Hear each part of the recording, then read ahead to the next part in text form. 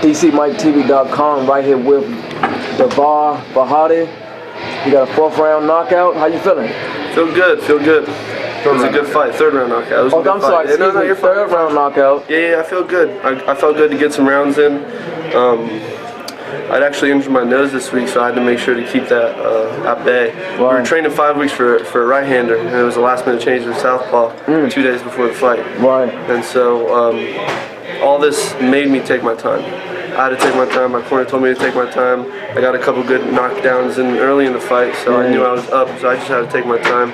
I knew I had the power to hurt him from the 1st round, and so I'm glad I got a couple rounds in. I'm glad I was able to get on, and definitely a fighter who was in there to win.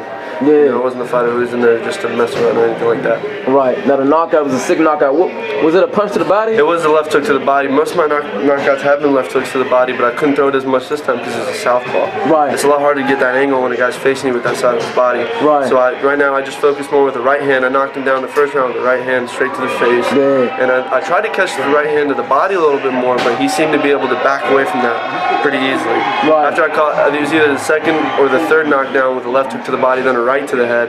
That's when my corner told me to keep throwing that left hook to the body. That's what I did, and that's what ended the fight. Yeah. So I mean, where you getting all this power from? I just like to swing my waist when I punch, man. I don't like to fight just to score points. You know, we like to fight to put on a show. Right. I think that's what draws people to boxing. I don't think people like to come and watch people pity pat or establish a jab very well. I take my time, but I also want to put on a show. Yeah. So you at middleweight? I'm super middleweight. So, okay, 168. Okay. 168. Yeah. Yeah, you're gonna be a problem at 168. Yeah, man, we hope so. That's what we're aiming for. So little by little, once I finish medical school, that's what we're gonna make a full-time run in the boxing game. Right now, we're just keeping myself fresh, keeping these fights frequent, consistent, just so I can stay fresh. So when I'm done medical school in 3 years, I can make a full run at becoming a contender and world champion eventually. So how was it, juggling medical school and doing boxing? It's difficult. 9 months out of the year, it shifts from focus on boxing to a focus on medical school. I wake up, I go for my run, I go to school, then I study, I train, and I go to bed, and it's a repeat.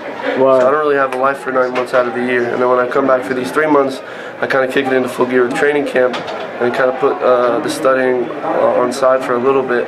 But I mean, medical school is a full-time job plus overtime, and so is professional boxing. So I have to keep it balanced throughout the year. It's difficult, but hard work, dedication, and discipline, that's how I do it. Yeah. So which one you like more? I like to take my turn between both of them, honestly. By the time I'm done boxing, I'm ready to take a break and study. By the time I'm done studying, I'm ready to get in the ring and start punching. So I like both of them. I think it's a good balance for me. Yeah. So I mean, what do you see yourself in the next, 5, 10 years? I like to see myself with the world title within 7 years. 5 years, hopefully, if everything goes according to plan. But by the time I'm done in 3 years, I get my medical degree. I'm going on boxing. At that point, I'll be entering contender status, and then it should take me 2 to 3 years, as long as everything goes according to plan. Hopefully, physically, God willing, I'll be able to hold a belt high for Kurdistan and for Frederick, Maryland, where I'm fighting out of. Yeah. So what country are you from? I'm from Kurdistan. It's in northern Iraq. It's actually over in that region altogether. Okay. So I go to medical school there, and I come back. Oh wow. Yeah. How long is the flight? Altogether it's 14 hours. It's like 2 flights, 3 flights. Oh. Yeah, man. My coach actually just came out with me at the end of June to help me train for the upcoming fight. So this has been a long training camp. We're ready to put it behind us and get going with the next one. Yeah. So how soon would you like to see? How soon would you like to be back in the ring? It depends on how fast I heal up. I had a lot of problems during this training camp just because it was so long. Wow. I had a problem with my knuckle and I had a problem with my nose that recently just opened back up. So I just have to sit down with my team and figure out how long it's going to take for all this to heal up fully.